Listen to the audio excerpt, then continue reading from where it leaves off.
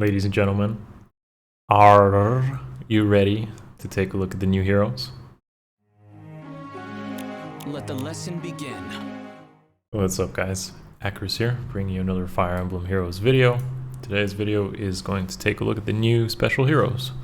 Now, with these types of videos and more impressions and reactions, especially on seasonal characters, it's pretty easy for me to recommend to just straight up skip. Like, that's basically the TLDW of this video. You probably should skip.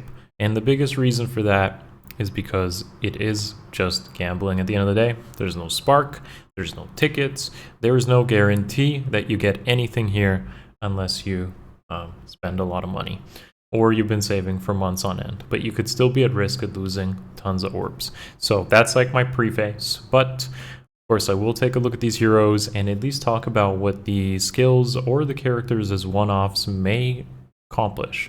Because a few lucky of us, do end up having these characters. We might get them as like a freebie on one of those crazy anniversary event things, minus the one coming up, of course, or the one that's happening. But generally speaking, we do see these characters at least on offense, defense. Some of us use them, so it's worth taking a look at them. And of course, the skills do end up showing themselves on different characters in the future, which you may spark or may just see in general. So it is worth taking a look. And with that being said, let's actually jump straight into it. I'm going to be pausing throughout the video to give you guys my impressions and, of course, what I think of the characters if they truly have a place in the Fire Emblem Heroes metagame. Alright, so another pirate banner. If they happen to do this every year, I'm totally okay with it. I like pirates, so it's all good for me, man. First up is Surtr, and honestly, I've been wanting this. Like I've been wanting this since we got our first Book 2 seasonals, which was like 2 or 3 years ago. I can't even remember at this point, so I'm like really happy to see this because for some reason he just wasn't included in that batch of them. But this is really awesome. I just like really like how this looks, how it sounds, and probably what it means to the game, at least for memes, if nothing else. All right, so he comes with defense res ideal, that's new, crafty fighter, cool.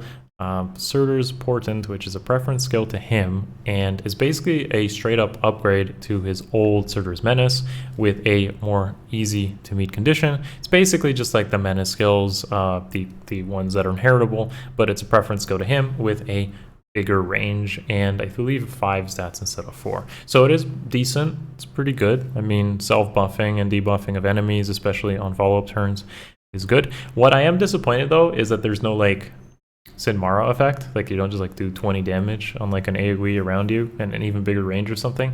Maybe they're saving that for like the refine, which should happen probably by the end of the year maybe. So that's cool. This weapon is basically Gustav's weapon, guys. So he's a blue lance armor and this is literally like Gustav's weapon.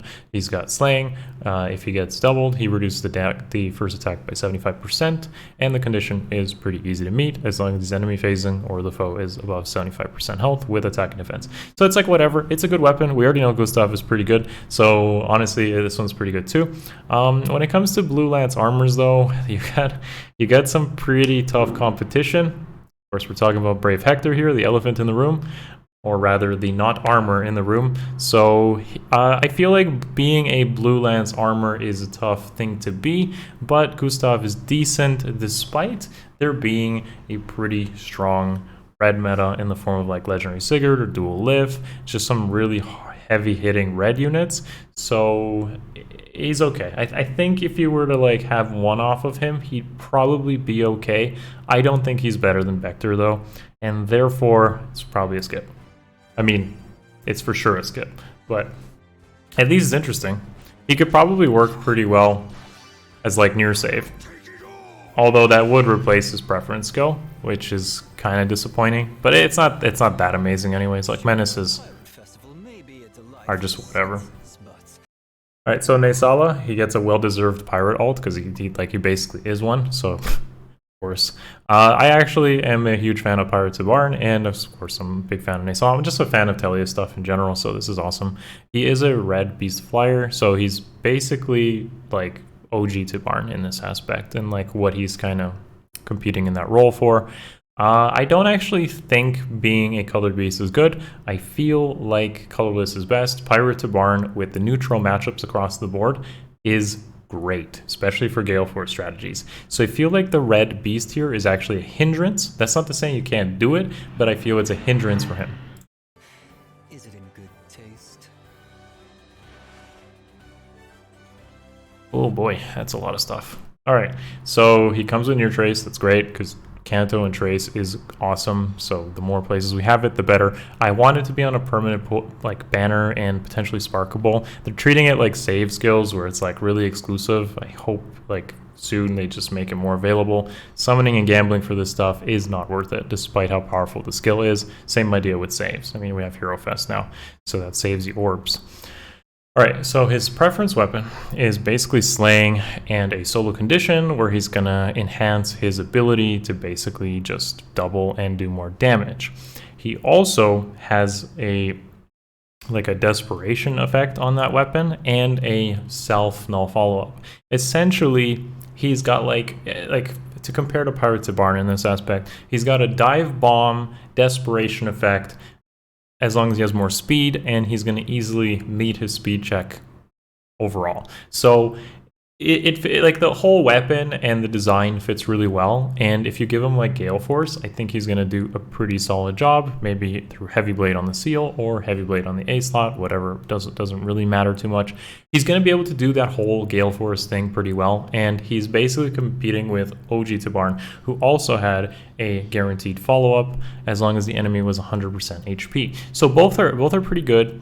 Honestly, if you have like OG Tabarn, it's probably good enough in most cases. This is like more consistent because speed checks, I mean, as long as the speed is relevant in the day and age that you use them, he's going to be a little bit easier to use than OG Tabarn. And of course, OG Tabarn has that like 100% HP condition, which can be a hindrance, and you lose to null follow-up. Same idea with Pirate Tabarn. He basically is dependent on that follow-up condition, whereas this guy's like, I just want more speed.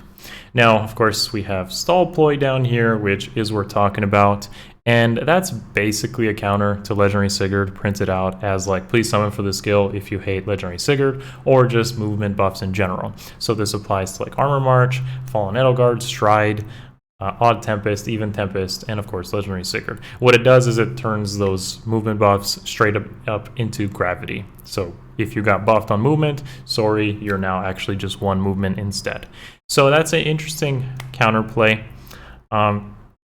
But the condition is like an HP condition. So obviously this doesn't really make much sense on Naesala himself, who's probably just going to be like a carry and may not have as much HP as the things he wants to stall. So it's obviously going to go to like more of a support character who might be HP stacking. Think like Bridal Fjorm, probably, as an example of that. So yeah, with safe defense being a thing and on recovery losing a little bit of value on turn 1, you combine it with like a stall ploy into turn 2, and you're gonna have a much easier time dealing with something like Legendary Sigurd or all those movement crazy shenanigans that you might run into. However, at the end of the day, still no guarantee you get this, and do you really need it to succeed?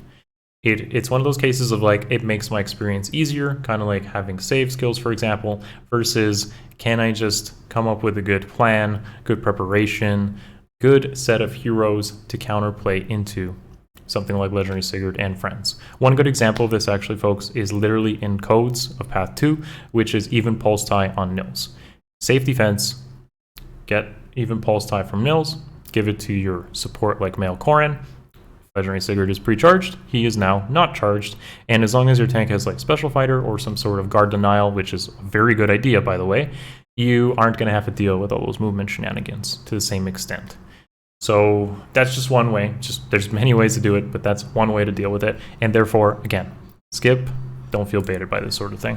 We'll definitely see it in the future anyways, and the meta could very well change where we don't really need this stuff anyways. It's just a way for IS to say, do you hate Legendary Sigurd? Do you hate movement?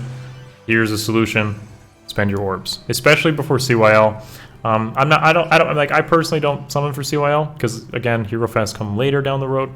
But you know, all smiling together. yeah. Okay, so we were talking about Co's Beast just a moment ago, And Vika is a colorless beast, so I'm a fan of that because it's neutral matchups across the board. However, we have to actually talk about her herself, and is she going to really be able to compete with either Pirates Barn or even Naesala, who was right before this?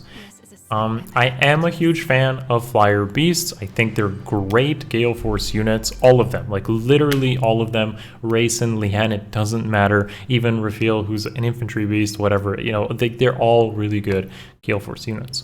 Now, based on the Fed channel, we already kind of know that she's very res heavy, but she does have an attack and speed stat as well, and dumps defense. Her weapon is not slaying, unfortunately. That is a little bit of a problem. And she basically just has like a sort of res check condition, which makes her stronger and gives her extra stats as long as the enemy has like high HP. Pretty disappointing weapon. It can work for Gale Force, but it's going to rely on other units to accelerate her a lot. So we're talking like Valoria or Raphael, Quick Impulse, obviously. Maybe something like Soth, who knows? Like you're gonna, if you want to make her work as a Gale Force unit, which is where she should shine, you are going to unfortunately have to combine her with something which accelerates her in a lot of ways. You can definitely try to get by with like 4-charge Gale Force, but I'm not a huge fan of that because sometimes you one-shot something, sometimes you don't meet the heavy blade check if you're stacking attack enough. Overall, I think as a 4-star focus and the fact that you can merge her up and get a lot of stats out of her, she's probably a decent option for those that really like Vika or definitely want like a colorless beast merged up in your core and you really want to have fun with that strategy. But even like a one-off Pirates of Barn is probably just going to be as good, if not even more consistent. And that's speaking from experience of using Pirates of Barn myself.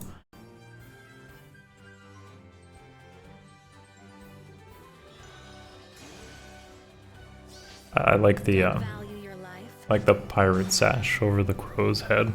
That's a good touch. All right. So it's been a while since we've had a Camilla alt, hasn't it? Like this one was Hot Springs Camilla and Queen Camilla, CYL Camilla, right? So it's been like 2 years almost since we have a cam alt. Which is funny. So they waited a very long time to finally bring back the Fates alts. Hinoka is the lead here. Cam's just the supportive character. This is a green bow flyer. I don't think we have that many. I believe it's like NY Fjorm, and I probably missed someone else. But whatever. I feel like when I see green, it's like, oh, we have to deal with the Hector problem. We created a great refine, and now we have to deal with it. Basically intelligent systems in a nutshell. All right, so it's pretty stacked on skills at the very least in terms of fodder. She's the first one with defense res Rhine, which makes complete sense when you consider that her weapon is an adaptive damage bow. It's got that effective against armor. It's got an easy to meet condition at 25% HP, gives extra attack, gives her even more attack, and has adaptive damage. On top of that, if she has triangle weapon advantage and has more speed than the foe, she gets a brave effect. Despite all of this, you would think that that would be pretty good against Brave Hector, but the reality is it really isn't. Mystic Boost turns off the adaptive damage, which means you're still hitting his defense stat. She has a lot of attack, but Brave Hector has a lot of defense. That's like his maximized stat. And the Brave effect doesn't really matter too much. If anything, you're basically guaranteed to proc off his bonfire if you were to hit him with something like a ruse or a guard effect. So I'm doubtful that she's going to be able to really counter him. There's not that many characters that can. Most of the ones that want to actually counter Brave Hector are going to do it through magical damage, not physical damage. So this is a fairly poor attempt to counter him if that's what the intention of this is. I really doubt she's going to be able to do it. And yeah, she comes with Trace, Push, Command, Rhine. The Rhine itself probably isn't too great on most characters, if like at all, actually. It's really only going to be wanted on adaptive damage or so. It could be as a good supportive option. So if you were to give this to like Flying Hinoka, and then you had like magical and physical damage on your team, or dragons, then that could be a good supportive Rhine skill. But that's pretty much the extent of it. This is not that impressive if you ask me. There's not really too much to talk about here. I don't expect much out of this. Like if you wanted to get the Brave effect, like if you're trying to focus on a Brave effect, a good way to do it is definitely just wedding Catria, bridal Catria. Give your friends all like orders and brave effects, and make a team based off that instead of trying to do like Hinoka to do the sole job of that. I don't see it. I don't see it. All right, the dual skill. So here's what I've been saying about dual skills for a while. They could literally print a dual skill that said you win the match, at least in Ether rates, right? They could literally print one that said you win. Literally, that's what it could say. And it wouldn't matter because dual hindrance is on every single good defense team nowadays. Like, you do not run into a team that doesn't have dual hindrance. So it doesn't actually matter what this dual skill says. So therefore, the only relevance of the dual skill is PvE content and arena, which, you know, so basically you need a +10 Hinoka, or you use a one-off in PvE content, and that's the extent of the usefulness of the dual skill. So dual skill is just, I'm going to grab the enemy range units within like a 3-column thing and give myself and friends a bunch of attack and extra movement, which is great. Like these skills are really good. The dual skills are good. If you could use them in AR consistently, they would be amazing. But the problem is there's dual hindrance everywhere. So the only way to deal with that is to use like a max level catapult and then gamble a 1 in 6 chance of hitting the enemy dual hindrance, which is genuinely maybe a strat if you were to maybe have like one team that had these like dual skills. You just have like 1 in 6 chance of trying to hit the enemy dual hindrance, use your dual team, and then just like go all out on these dual skills. I could see that as a gambler's strategy, okay? and if you're into the gacha, maybe that's what you should consider doing. I personally opt for more of a consistency type of play, but I mean, you could do it. Anyways, so the banner lasts a whole month, and that gives you plenty of time to think about whether you need any of these or any of the skills or fodder. Generally speaking, you don't. You shouldn't. Most people won't. If there's some favorites, I could see it happening for you. Just be careful if you don't have literally hundreds of orbs saved up, because gacha is gacha. Randomness is randomness. So with that being said, guys, that's my take on the new Pirates banner. We're going to have another Fed channel with the CYL this month. Hero Fest already dropped, and I am saving my tickets and orbs to see how the meta pans out. Of course, I'll cover that as well soon, see that's how to feel about it. Tomorrow's video will likely cover the Tempest Trials and the newly released Steady Breath Seal, which should be fun to talk about. I don't care about the Axe Infantry dude, but the seal itself and potential uses of it should be good to talk about for tomorrow's video. So thank you all for watching. If you enjoyed this content, a thumbs up always helps, gives it reach. If you're not subbed, sub please. And if you love this content, you want to support what I do, check out the Patreon link below. If you want to see me be a social person, Instagram has recently also been added to the description. That's all my plugs. I'm out of here for the day. Thank you guys. Love you all. Peace.